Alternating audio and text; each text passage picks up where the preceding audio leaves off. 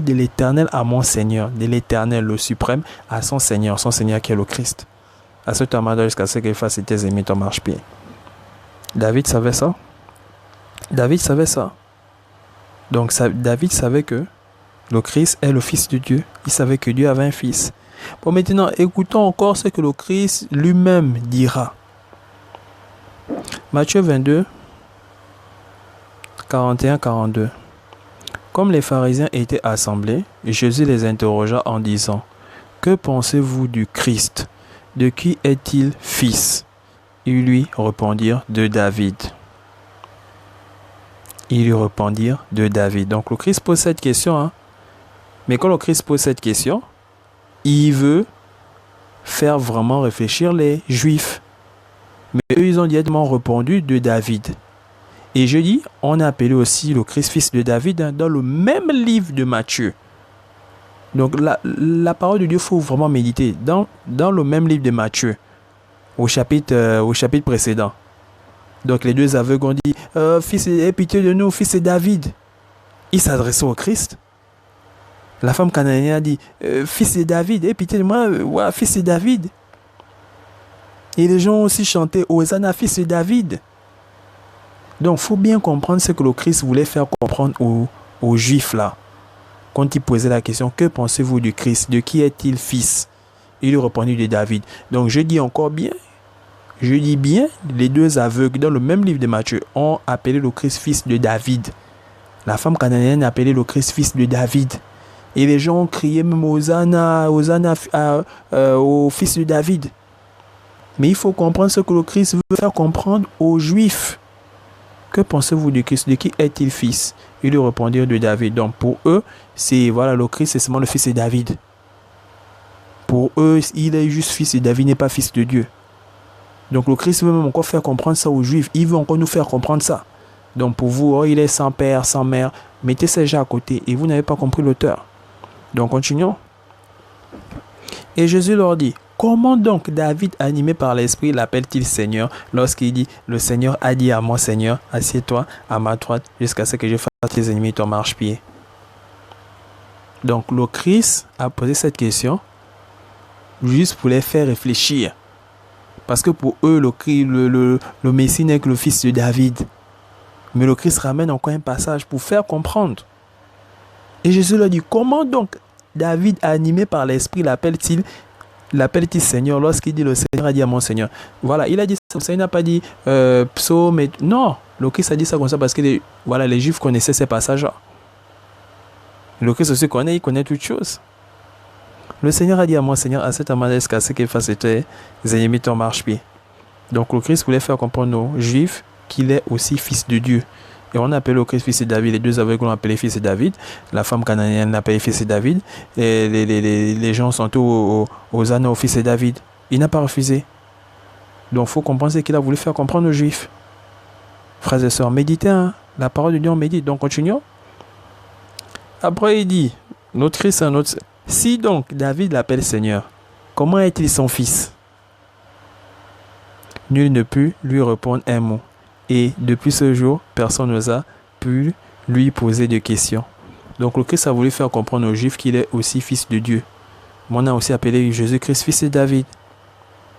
Et quand vous vous mettez à dire sans généalogie, il faut comprendre pourquoi l'auteur dit sans généalogie. Nous sommes qu'au chapitre 1. Hein. Nous sommes encore qu'au chapitre 1. Mais vous voyez que c'est déjà clair. Quand il dit sans généalogie, selon l'ordre de Aaron, il faut présenter sa généalogie. Il faut être de telles tribus et il faut être de la famille des... Voilà. Il faut être de telles tribus, il faut être de telles familles aussi. Pour être souverain sacrificateur. Donc c'est assez clair. Jésus est fils de Dieu. Il y a Dieu, il y a son fils. Et l'auteur c'est ça. Et j'ai pris juste quelques versets là pour montrer. Donc nous sommes arrêtés à Hébreux, chapitre 1, verset 8-9. Bon. On va attaquer directement à Hébreux, chapitre 2. Pour aller un peu vite. Donc vous avez compris que jusqu'à présent, l'auteur ne se contredit pas. Donc quand vous vous mettez à dire il est sans père, sans mère, pour dire que Jésus-Christ n'a pas de père, c'est Dieu, parce que Dieu n'a pas de commencement. Le Christ c'est un commencement. Dieu n'a pas de commencement. Le Christ, c'est un commencement. Allez-y, les Proverbes, chapitre 8. Au verset 22, vous descendez. Il est un commencement. Mais Dieu n'a pas de commencement. Donc, le Créateur, le Père de toute vie, de toute chose. Le Christ, c'est un commencement. Donc, les anges ont aussi des commencements. Les anges n'ont pas commencé en même temps que Dieu. Donc, il faut beaucoup réfléchir. Hein. C'est une créature de Dieu. Et il a reçu l'autorité. Il a reçu l'autorité du Père. Il a été élevé au-dessus de ses semblables. Et il faut aussi connaître l'autorité de ses semblables. Ce n'est pas des petits. Il faut beaucoup lire la Bible. Il faut beaucoup lire l'Apocalypse. Mais pour mieux comprendre l'Apocalypse, il faut commencer par la Genèse. Pour vous, bon, vous ne croyez pas au livre d'Enoch. Mais il y a beaucoup de vérités dans le livre d'Enoch. Dans le royaume de Dieu, c'est une hiérarchie pas possible. Vous n'avez pas idée. Donc je ne force personne à lire le livre d'Enoch. Personne. Hein? Parce que je vais me dire que voilà, avec l'épître aux Hébreux, d'abord beaucoup là vont dire que non, l'auteur c'est Paul. Beaucoup en de la bouche ont posé la question aux frères et sœurs. Voilà, ils vont vous dire l'auteur c'est Paul. Mais on ne connaît pas l'auteur. On ne connaît pas l'auteur. On ne connaît pas l'auteur de l'épître. Mais pour moi, voilà, c'est la parole. Mais pour vous, là, vous validez aujourd'hui parce que voilà, et pourtant, voilà, on ne connaît pas l'auteur. Si on amène... Non, on ne connaît pas l'auteur, voilà, c'est les livres apocryphes, c'est la magie. Je ne sais pas qui vous raconte ces bêtises. Donc, allons au chapitre 2. Chapitre 2, verset 5-6. Donc, nous allons prendre jusqu'à quel verset comme au chapitre 1. En effet, ce n'est pas à des anges que Dieu a soumis le monde à venir dont nous parlons. Or, quelqu'un a rendu quelque part ce témoignage. Vous voyez bien que il a retenu ce passage. Bon, il a écouté. Il n'a pas dit, voilà, il est écrit dans Ésaïe, verset, chapitre. Non. Et il s'adresse aux Hébreux. Il sait que, voilà, si lui il a retenu ça, c'est que les Hébreux, donc ses frères, ont aussi retenu ça. Ils ont retenu ça. Et il veut faire comprendre quelque chose à ses frères. Et s'il écrit cette lettre, c'est parce qu'il s'est rendu compte que ses frères n'arrivent pas à comprendre quelque chose. Donc, faut beaucoup méditer. Et au chapitre 5, il dit bien cela de ses frères, que vous êtes devenus lents à comprendre. Donc, il est obligé de prendre les passages. Regardez les autres épîtres, on ne va pas citer les écritures comme dans cette épître-là. Les écritures de l'Ancien Testament. Non, il cite ces écritures pour bien faire comprendre aux frères parce que les frères n'arrivent pas à comprendre. Donc, je insiste quand il dit sans généalogie là. Selon l'ordre d'Aaron, il faut présenter la généalogie. On ne s'amuse pas avec ça. Mais selon l'ordre de Melchisédek. Et la parole nous parlait de ça. Donc, en effet, ce n'est pas à des anges que Dieu a soumis le monde à venir dont nous parlons. Or, quelqu'un a rendu quelque part ce témoignage. Donc, voilà. Il sait qu'ils vont... Voilà. Qu'est-ce que l'homme pour que tu te souviennes de lui? Ou le Fils de l'homme pour que tu prennes soin de lui? Donc, il est en train de citer un passage de l'Ancien Testament. Donc, il cite le psaume 8. C'est le psaume 8 qu'il cite. Donc, lisons. Psaume 8, verset 5. Qu'est-ce que l'homme pour que tu te souviennes de lui et le Fils de l'homme pour que tu prennes garde à lui? Donc, il est obligé de citer les passages pour bien faire comprendre le message aux frères. Donc, je vous montre aussi ça pour confirmer. Donc, continuons. Hébreux chapitre 2, verset 11-12. Car celui qui sanctifie et ceux qui sont sanctifiés sont tous issus d'un seul. Donc, nous sommes tous issus d'un seul. Le Père. C'est pourquoi il n'a pas honte de les appeler frères. Lorsqu'il dit, j'annoncerai ton nom à mes frères, je te célébrerai au milieu de l'assemblée. Donc, l'auteur ne se contredit pas. Hein. Pour lui, le Christ est fils de Dieu. Et il est en train de citer les Écritures pour faire comprendre à ses frères hébreux qui n'arrivent pas à comprendre.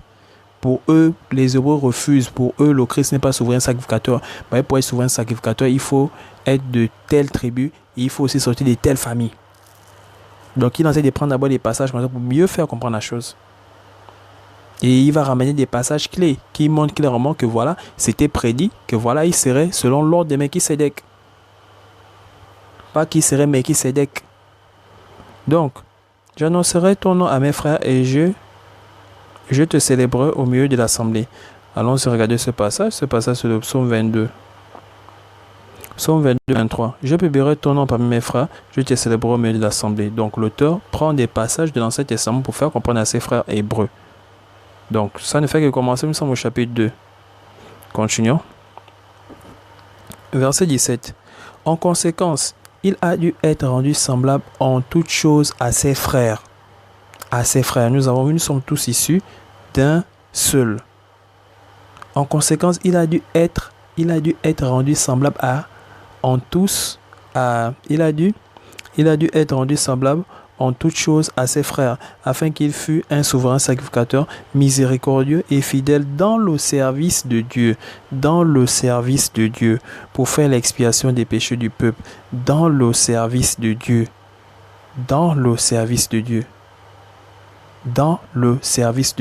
Et vous allez voir comment il dira lui-même que voilà, tout souverain sacrificateur.